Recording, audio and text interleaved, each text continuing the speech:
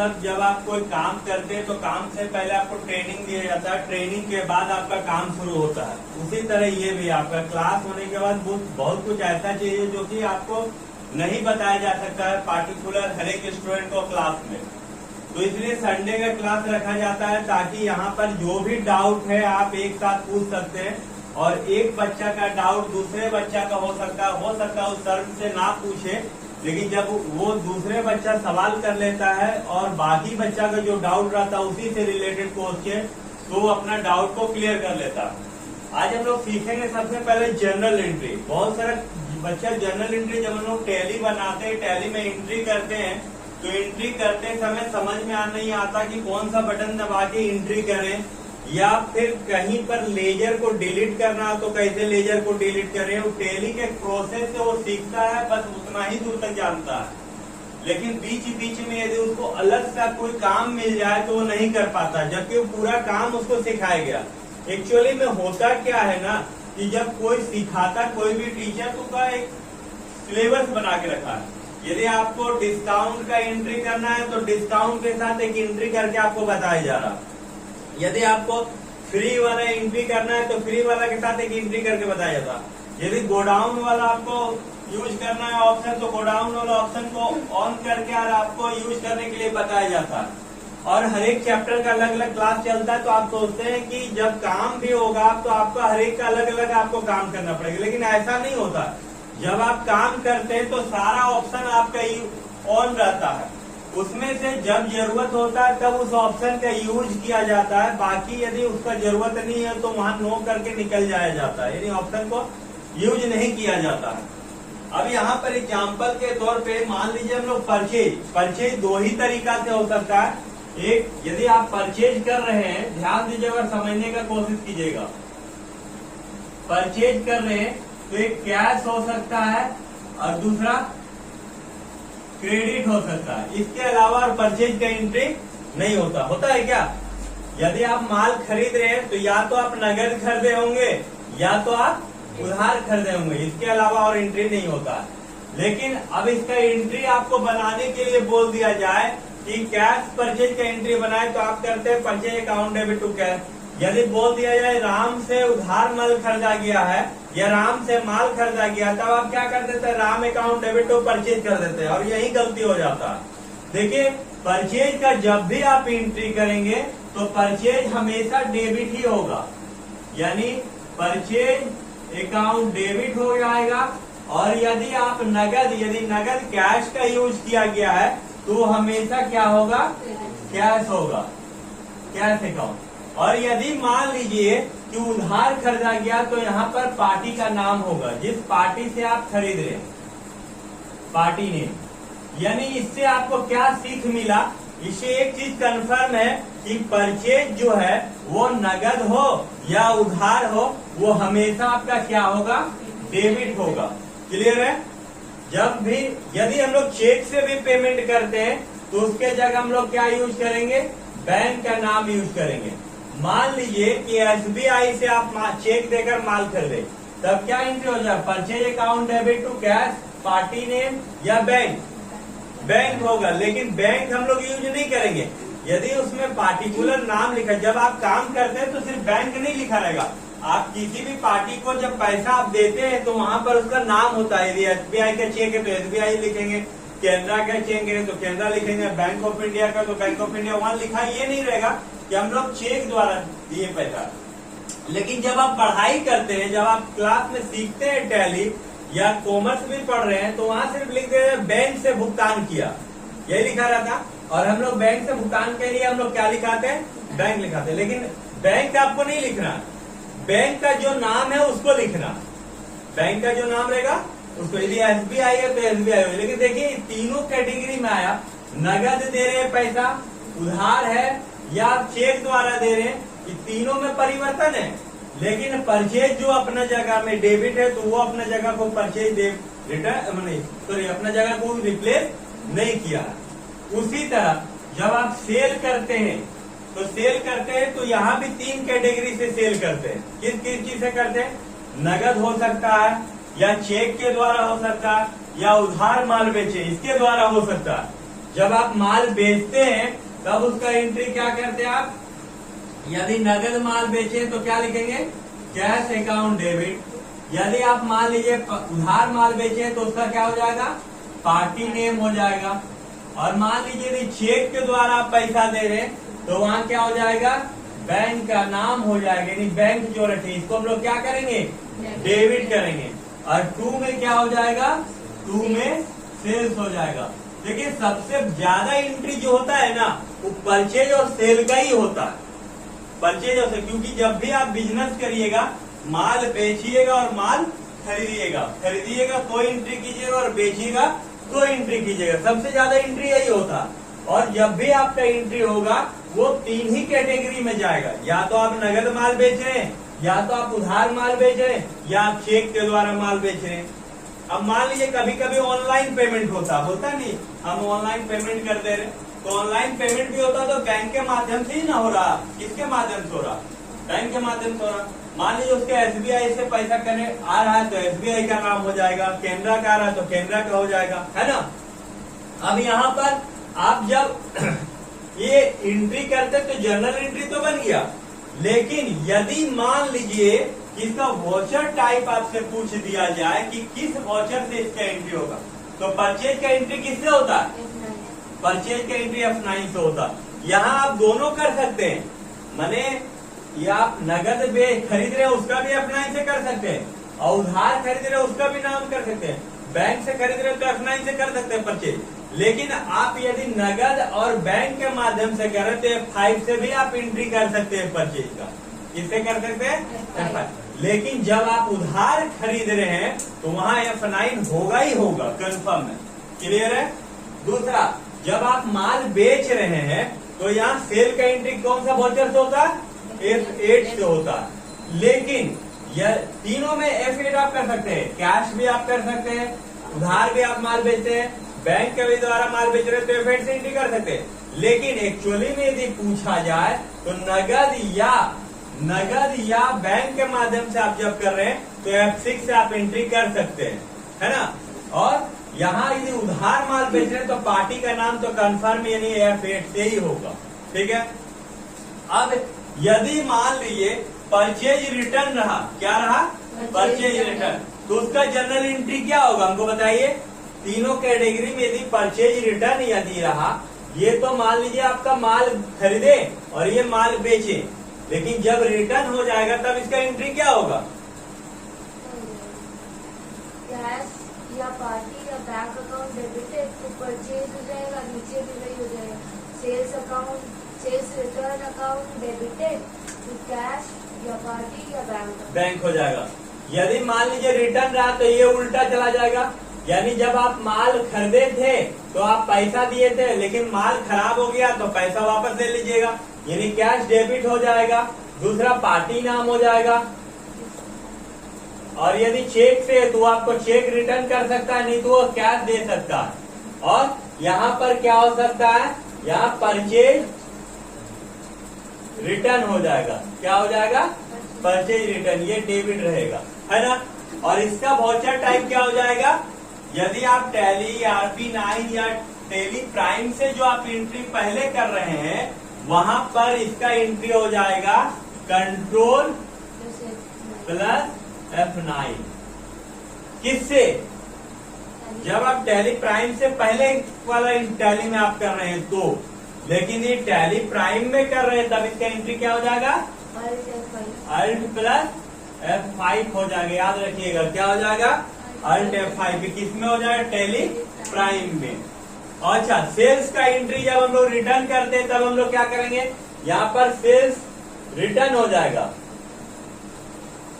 Sales return account debit, और आपके पास से क्या चला जाएगा?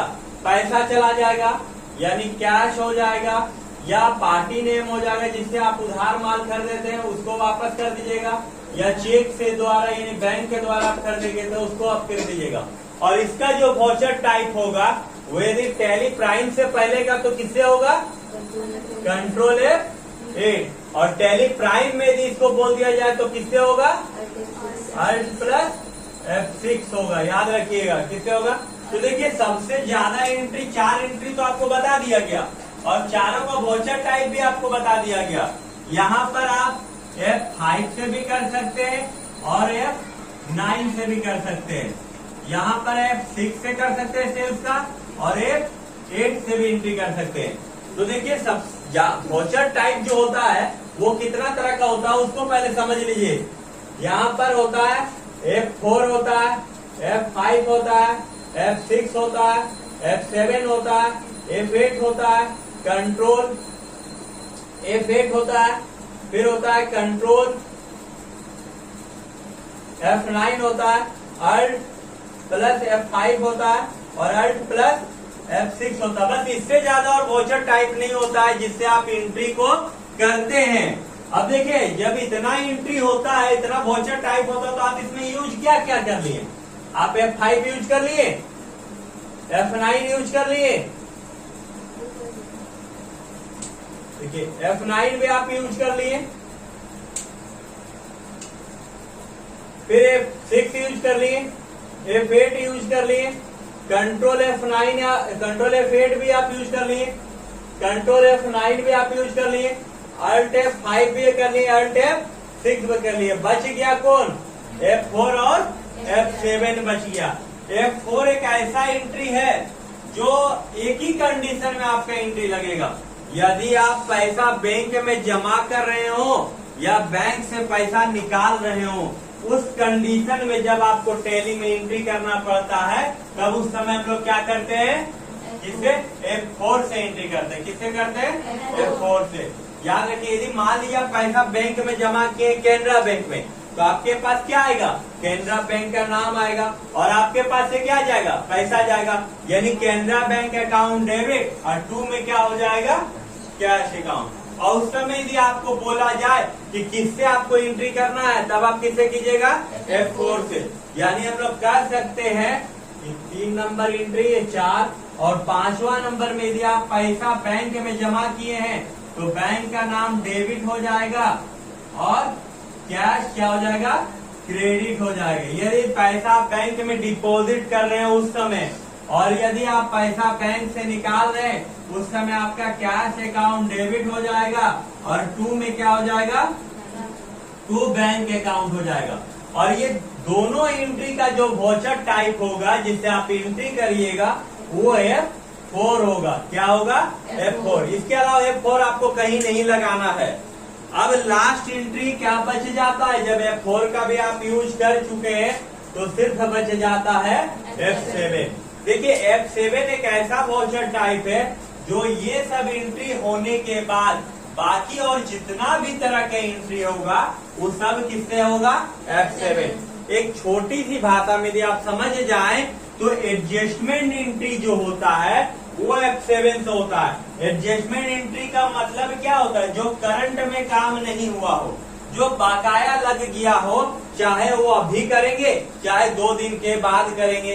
अब बकाया का मतलब जिससे आप पैसा पाते हैं फिर उधार रख दिया, बोला कि 2 दिन बाद देंगे, ड्यूज आउटस्टैंडिंग हो गया, तब उस समय F7 से लगेगा। यदि कोई आपका पैसा को डुबा दिया है तो उस समय आपका F7 से यूज होगा। यदि मान लीजिए कि आप डेप्रिसिएशन लगाए हो, यानी कोई मशीन खरीदे और मशीन का आप एक्सपेंसेस दिखाते हो तो डेप्रिसिएशन में गिनती आ जाएगा, उस समय भी किससे आपका यूज होगा?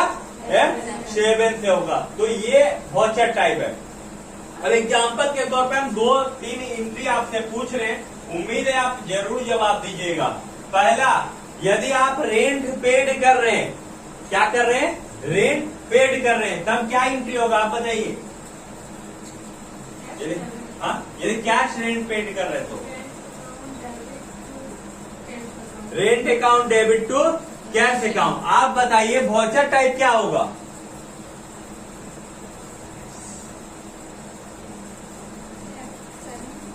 F7। आप बताइए सर? F5 होगा, क्योंकि हम लोग पेमेंट कर रहे हैं ना। क्या कर रहे हैं हम लोग? पेमेंट कर रहे हैं, तो कैश हम लोगों का नीचे है। देखिए पेमेंट किसी भी तरह का हो सकता है।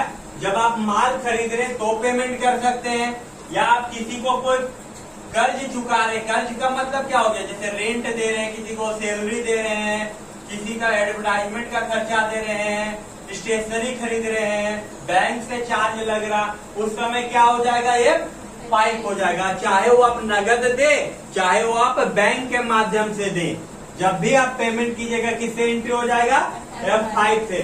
अब एग्जाम्पल के तो फिर से आप एक एंट्री आप हमको बताइए। मान लीजिए कि आप स्टेशनरी दुकान में गए, क्या स्टेशनरी दुकान में गए और कुछ स्टेशनरी खरीदे, बिल हुआ 500 रुपया का, आप नगद 200 रुपया दिए और बाकी बैंक के माध्यम से दिए, क्या एंट्री कीजिएगा, stationery account debited to bank to cash account 200 to bank account 300। बहुत सुंदर, बैठ जाइए। और यदि इसका वॉचर टाइप पूछा जाए तो आप बताइए सर क्या होगा, नहीं सर, यहाँ भी देखिए हम लोग पेमेंट कर रहे हैं, तो जब हम लोग पेमेंट करेंगे तो 2 में भी कैश होगा, 2 में भी बैंक होगा, है ना, यहाँ कैश है और यहाँ क्या है, बैंक है, तो किससे एंट्री हो जाएगा, F5 से हो जाएगा, याद रखिएगा। क्योंकि आप नगद, हम क्या भी बताएं, आप चाहे पैसा नगद दे, चाहे बैंक के माध्यम से दे, आपका पास से पैसा जा रहा है, यानी पेमेंट हो रहा, तो जब भी पेमेंट होगा वो किससे एंट्री हो जाएगा, F5 से हो जाएगा। क्लियर है ना। चलिए आप एक एंट्री हमको बताइए, जनरल एंट्री। जनरल एंट्री में आप हमको बताइए, राम जो है नगद 200 रुपया का माल खरीदा है, क्या एंट्री करेंगे, राम है नगद 200 रुपया का माल खरीदा है, क्या एंट्री होगा, purchase account debit to cash account. आप बताइए वॉचर टाइप क्या होगा, F5। F5 से हम लोग एंट्री कर सकते हैं और F9 से भी कर सकते हैं, वहां भी टैली है ना। चलिए आप बताइएगा हमको एंट्री, है ना, यदि श्याम को नगद माल बेचे तो क्या एंट्री करेंगे,